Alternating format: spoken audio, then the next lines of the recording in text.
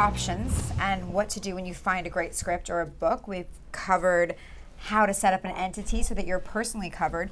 So now I want to know, what is the most common question you get asked when filmmakers come in for their very first consultation with you?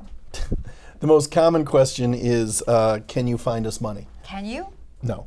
Okay. We're done. But I can tell you how filmmakers go about cobbling together different aspects of where money is to bring money to the table. Great. And I can make sure that when someone is going to give you money, you take it in a legally compliant way so that it won't come back to bite you in the ass. So that your S Corp or your LLC or your C Corp does not get sued. That's right. Let's start with the biggest piece of the puzzle. Would you say that that's equity? Yeah, I mean, generally that's something that's easy for independent filmmakers to understand, and call it cold hard cash. You can do that. A lot of times, if you have a good relationship with a sales agent and a lender, and you got the right script, we might start the other way. We might start with a lender, okay, and then use equity just to fill in the gaps for what's missing. If you think you got a bead on lots of people that can come close to giving, almost all of your film budget, equity's the way to go. Got it. Well, let's say that I'm making my first film. I just figured out what an option was because you described it so well.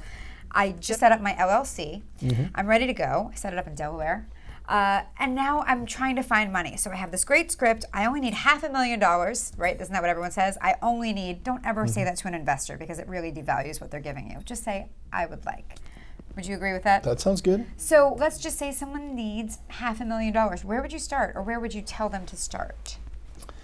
I would tell anyone, whether they're looking for $500,000 or whether they're looking for $5 or $15 million, to start with crowdsource funding. Okay. First, know what it is, know what it isn't, know its limits, and know what you can expect to get from it. Okay. But it is a part of filmmaking today, and it's something worth pursuing. If you were to take a hat and go knock on all of your neighbors' doors and say, please give me $50 or $100 so I can make my movie, there would be tears in everybody's eyes. They would feel so sad for poor Stacey Jorgensen, and when this is what her life has become. And it would be really embarrassing. It's like a Girl Scout cookie film. Exactly. Well, people might go for that. If you do the exact same thing, but you do it online via Kickstarter or Indiegogo or any other crowdsource funding, suddenly you become the super hip, the in the know, the what's in vogue, right, coolest way of raising funds. Yeah. But in essence, you are passing your hat. Just as if you were going door to door, knocking up. You need to know whose doors to knock on. And don't expect complete strangers that have no relation to you say, yeah, here's $50, here's $100. It's always going to be your friends and family. Yep.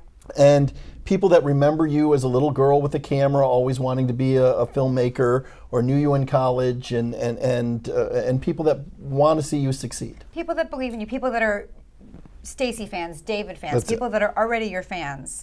Probably not people that don't like you. Don't email those people. I would not email those people. Now, I would, and then figure out realistically, how much money do I think I can get people to just give me for free via this process? Maybe it's $30,000, maybe it's $75,000. It should not be anywhere near your whole budget. It should be the development money necessary to kickstart this. Smart. What do I need to propel this forward? I need money to hire a lawyer and to do a private placement offering, which we'll talk about in another segment, or in this segment. I need money to option the script, or to outright purchase the script because the option is running out, or to somehow attach a star actor. Those are all things that for a finite amount of money, you can raise that money, and it can jumpstart the whole process forward. If you have so many friends and so big a family, you can go much larger. And people like Adam Carolla, Zach Braff, or even Veronica Mars franchise, their friends and family are the ravenous fans that love them, And so the fans are just another way of saying their particular friends and family. And they're so hungry for the content, they're happy to financially support it. And it's nothing more than them passing the hat and saying, yeah, I want to see my favorite guy do something else. Right. And if you have a literary property that has that following, then you hit up the fans of that literary property, and those become your friends and family. Right. And they also, like we discussed, they also become your early publicity team. They start spreading the word virally about the project, about things that they've invested in, that they're excited to see it, and it starts building a buzz.